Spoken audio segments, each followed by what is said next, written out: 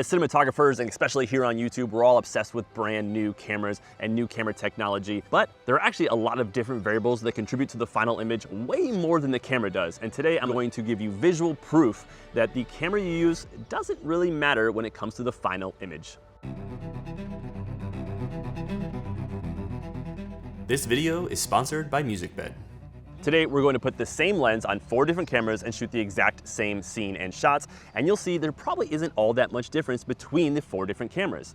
And then we're going to do something that will actually make a huge difference to the final image. So let's get started by showcasing the same lens on 4 different cameras, and you'll see just how little difference there actually is. All right, before we get into the test, we did shoot all of these at the exact same settings, which is a downsampled 4K at 10-bit 422, and then we also shot in their respective log profiles. So take a look at the test, and then we'll come back here and see just how big a difference there actually is.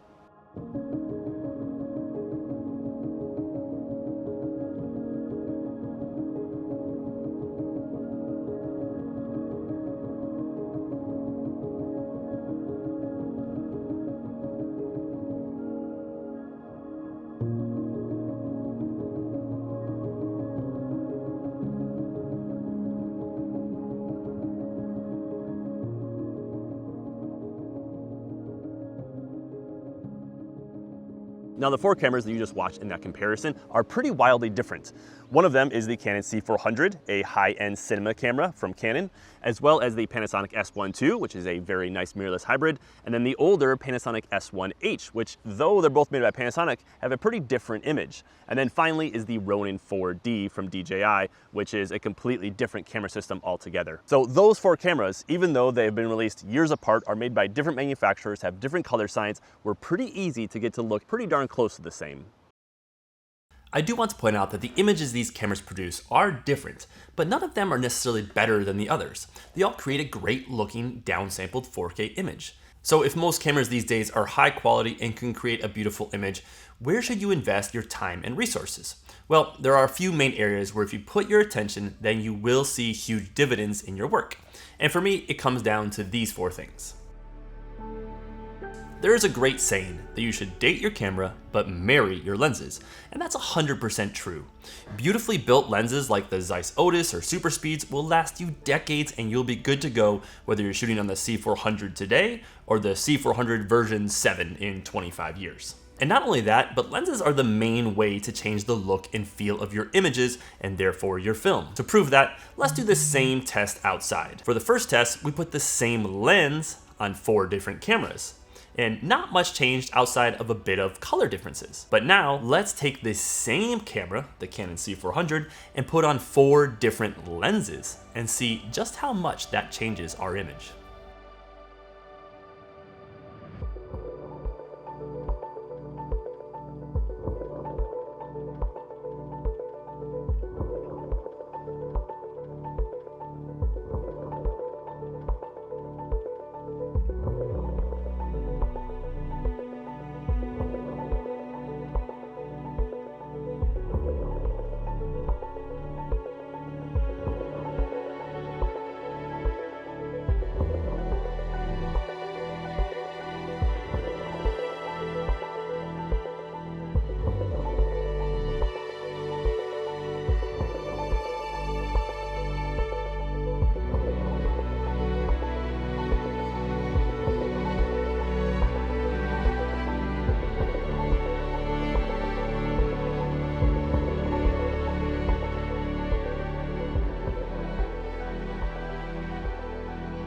So what was the biggest difference? The same lens on 4 different cameras or 4 different lenses on the same camera? And I think it's pretty obvious that when you change your lens, the type of glass you're using in front of the camera, that's when the image really changes. And that's what produces a completely different result. So if you're looking for a different type of look or a different feel in your footage, then changing cameras isn't really gonna do all that much for you. Instead, you wanna focus on the glass that is attached to the front of the camera you're using. So I think what this test shows is that no matter what camera you're using, as long as it was released in the last 7 or 8 years and has nice specifications, it's not going to produce a nicer looking image than some of the other cameras on the market. The difference between a Red Monstro and a C400 on an S1 II is actually very minor when it comes to image quality alone. But the lenses you choose, both from cheap lenses like the Typox Samara C or even the Helios 44 versus the Cooke SB3s or anamorphic lenses, creates a very different look depending on which lens set you're using. And so that is really going to impact what your viewer sees and how you make them feel with your images. So that lens test really shows just how different your image can be. If you want those heavy flares and big character that the Cooke SB3s have, then that's really one of the only ways you can get that. But if you want something sharp that does not flare very easily, then the Zeiss Otis might be the best choice. Those lenses are supremely sharp and get an unbelievable image at f1.4. Or if you want a completely wild image, then a anamorphic might be the best bet. And the DZR Arcana are a great middle ground because they're actually really sharp, wide open, especially in the center of the frame, but they do have a lot of character in their out of focus areas, and they have that nice distortion that you get with an anamorphic lens. And then the Typox Samara Cs, really nice, small, affordable, but also give you a really just nice professional image. Not a ton of character, but also not lifeless either. Now, if lenses can change the look and feel of the film, what else should you focus on? And for me, very few things heighten the quality of a film more than great music. Whether your images are beautiful and poetic or gritty and realistic, you need music that matches the tone and style of your film and is not just background music. That's why I use MusicBed, my favorite music licensing platform. And just like lenses, music is a great investment in the quality of your work.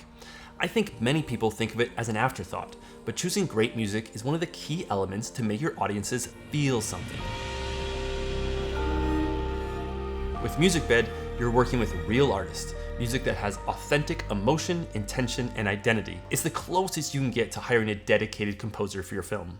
I know that when I needed songs for my film Beat Down, I turned to MusicBed because it's the only music licensing platform that has the quality to match the films and visuals I want to create.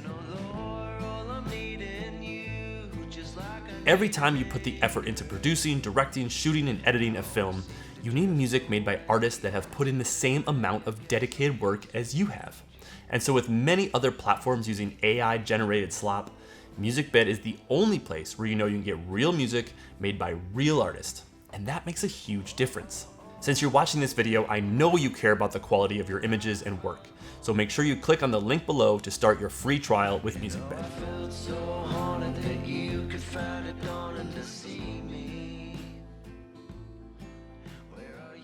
Along with investing in lenses and great music, obviously something that is way more important than your camera is skill and technique. And this can take a lot of different forms. Great composition, shooting at the right time of day, the movement or lack thereof of movement of the camera, and so much more. But probably the most important in this section is lighting.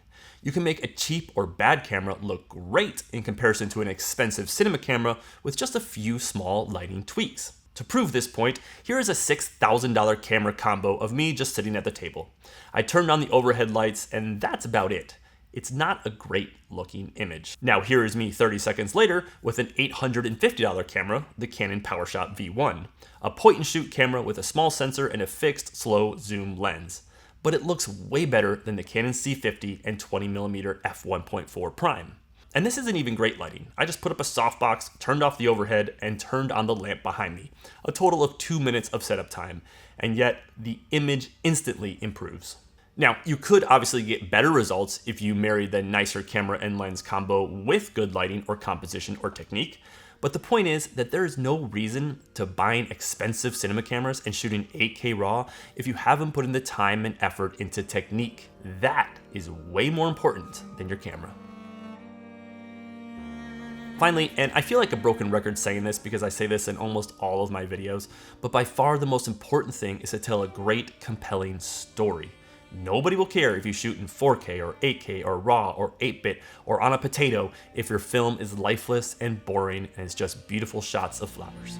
You need real characters going through real emotions and overcoming real obstacles to really create something of value that people actually want to watch.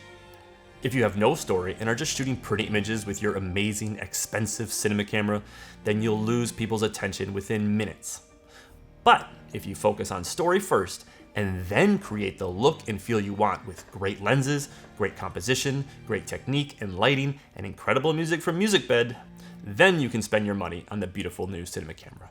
In the long list of things that matter when you're making a film, it's pretty far down the list. But that doesn't mean the camera doesn't matter at all. It just doesn't matter in the way you think it does, in pure image quality.